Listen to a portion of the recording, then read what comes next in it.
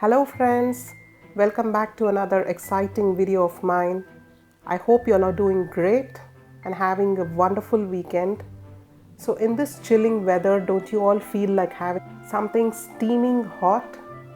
So here I have an exciting recipe which is a cheesy, spicy pull-apart pav recipe wherein we are going to learn from the scratch how to make the pav or the dinner roll and how to make the filling as well. It's a pretty simple recipe. So without any further ado, let's get going. So here I have yeast. The yeast which I'm using is dry active yeast. So into it I'm going to add in about a teaspoon of sugar. Now to activate the yeast, we'll add in lukewarm water.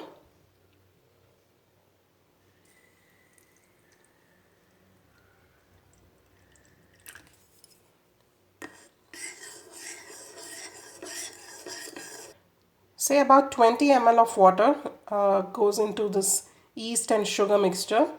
Set aside for about 10 minutes. Let the yeast get activated. Then we'll go ahead and make the dough. So we can see here that the yeast has got activated. Let us see as to what are the other ingredients required to make the dough. So here I have about 2 cups of maida or all-purpose flour. And then I have a cup of warm milk. And then you'll need about a teaspoon of salt and about 2 teaspoons of oil. Here I'm using olive oil. You may use any kind of vegetable oil. And then you will need some dry all-purpose flour as well while kneading the dough. So let's get going and start preparing the dough. I'm adding in the flour. I'm just going to make a small well here. And then I'll add in the yeast. And then I'm adding in a teaspoon of salt. I'll mix this well.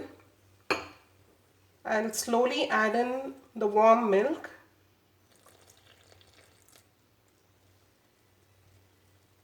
You may use even warm water, but then warm milk does make a lot of difference.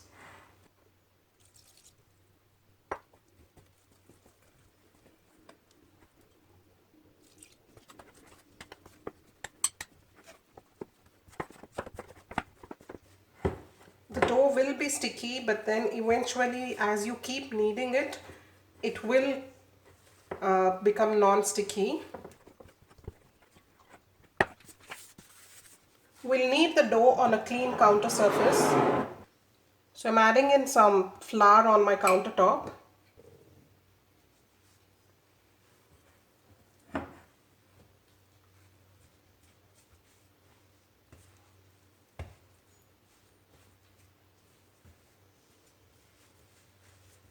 So you'll have to knead this dough for about 10 minutes. So keep a watch of the time.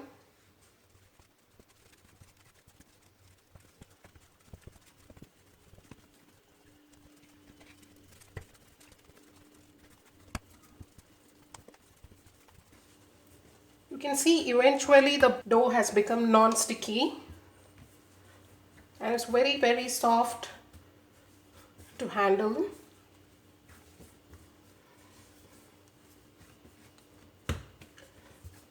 Turn it all around and knead every single part of the dough. It's a good exercise for your arms.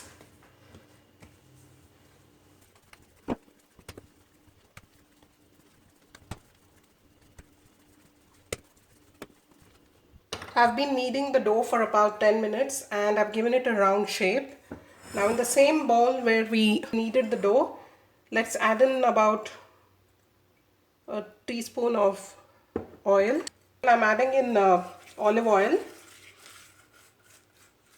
and I'm just brushing it all around the vessel because once the dough gets proofed, once it rises, so that it easily slides out of the vessel. I'm also going to brush a little onto the dough. So that's it, our dough is ready. I've brushed some olive oil onto it and I'm going to cover it with cling film.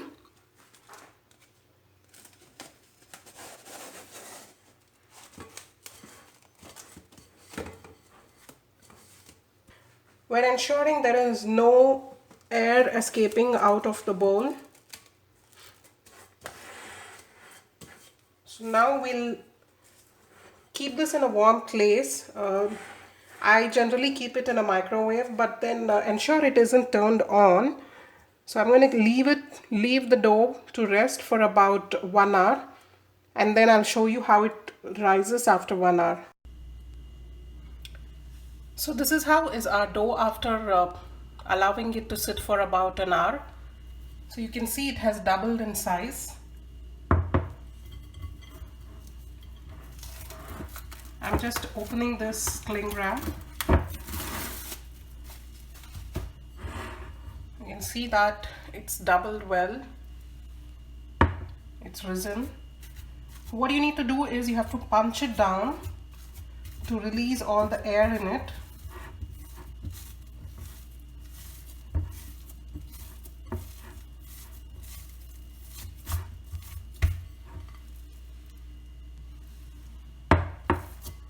So I gently punched the dough down.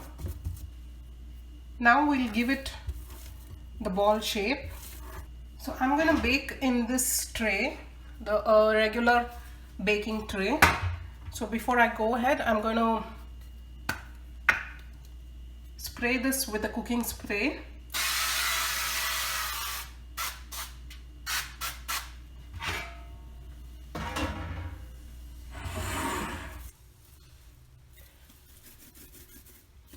So all you need to do is just roll it like this and then pinch a portion of the dough like this. Twist and pluck it off the main dough and then gently roll it like this. That's it.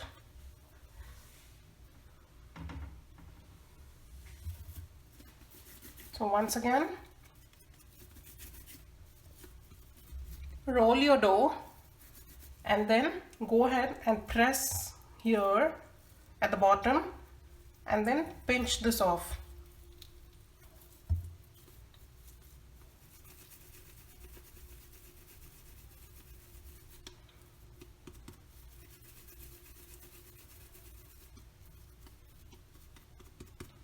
And gently roll it. That's it, we are done. Place it on the baking tray. So this would give about 2 rolls. I'm pinching it, twisting it and tearing them apart. Roll gently and the last bit of dough. Once again, I'm covering this with a cling film.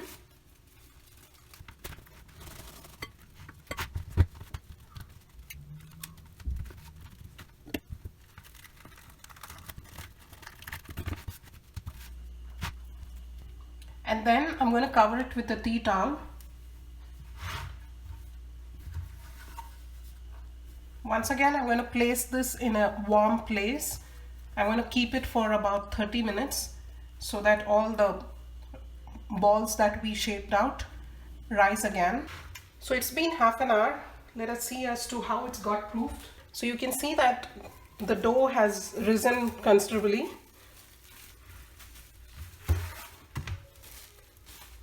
So we have done a second time proofing. So here I have some melted butter. I'm just going to brush the melted butter on the dough. This would give a nice shine and color to the dough when it gets baked. Now it's the time to put this into the oven. So here I've preheated the oven for about 10 minutes at 180 degrees Celsius. So I'm going to put our tray into the oven in the middle rack.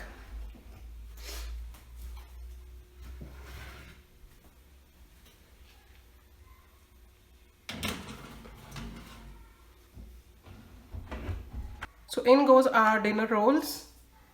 So it's at 180 degrees Celsius. And I'm going to set the timer for 15 minutes. This is actually 15 minutes. I don't know, it's not to be seen correctly. I have set it for 15 minutes. Now it had baked for 15 minutes, after which what I did was I lit up the upper rod as well so that you get a nice golden color on the top of the dinner rolls as well. And now I've set the timer for about 10 minutes. I may remove it much earlier. I have to just keep a watch on it, and I'll take it off the oven. I'll let you all know as to when I take it off the oven, after how many minutes. So friends, they have baked and come out well from the oven. As I said, I lit only the upper rod for 5 minutes and it has become a little golden brown. It again depends on individual's oven, so you'll have to keep a watch on it and see as to how many minutes your oven would take for this to broil. So friends, you can have these dinner rolls as such, as they are steaming hot. You can just cool them a little bit and then spread out whatever spread you prefer and go ahead and have them. But then today I'll show you a variant of it wherein we shall be filling these dinner rolls with all this, and an awesome street style dinner roll will be ready. So for which take a mixing bowl into which we'll add in, this is about half a cup of green bell pepper, and in goes half a cup of red bell pepper and half a cup of yellow bell pepper, and then some sweet corn, about say 3 tablespoons, and then some finely chopped onions, a small onion, and then here I have about half a cup of paneer which I've chopped, and then this is mozzarella cheese, again about half a cup. So now we'll go ahead and add in the spices. Here I have oregano,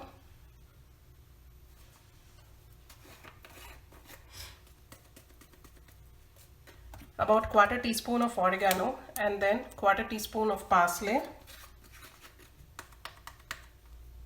and then 1/4 teaspoon of white pepper, 1/4 teaspoon of garlic powder, 1/4 teaspoon of basil leaves. All these herbs would give a nice flavor to your this filling. And then I'm adding in 1/4 teaspoon of chili flakes, and then salt about 1 teaspoon. Also I'm adding in regular chili powder, about half a teaspoon.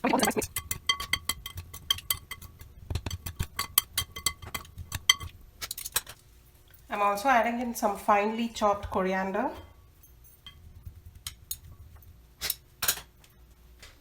So I'll show you how to fill the filling in these gaps. So just take a little of it, open the slits a little bit and try and fill in as much as it can accommodate.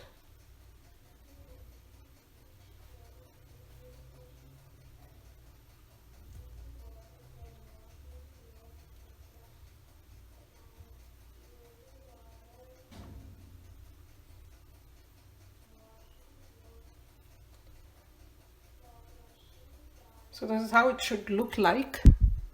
I'm going to do the same with all the other rolls and show you people.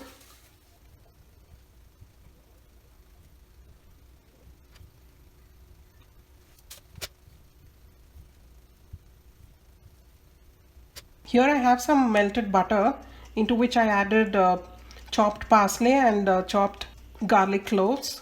So I'm brushing this onto this dinner rolls.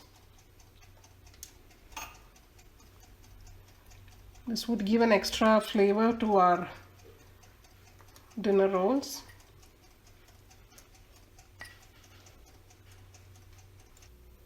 So here I have a preheated oven. So we're going to bake these rolls for about 6 to 7 minutes at 180 degrees Celsius. So I'm going to place the tray into the oven in the middle rack and let it bake for about 6 minutes. So our delicious dinner roll is ready. So you can serve it with any dip of your choice. Here I have served it with tomato ketchup and some mayonnaise. So I'll just show you how it is from the inside. It's all gooey. So you can see the cheese has melted. There's paneer. So you'd be relishing so many flavors in this dish. So friends, I hope you all like this video of mine. Do give this a try. We have made everything from the scratch, the dinner roll. I mean, you could have as well used store-bought paves, but then you all know by now that I try and avoid buying things from store. So when you can make it at the comfort of your house, why not give it a try?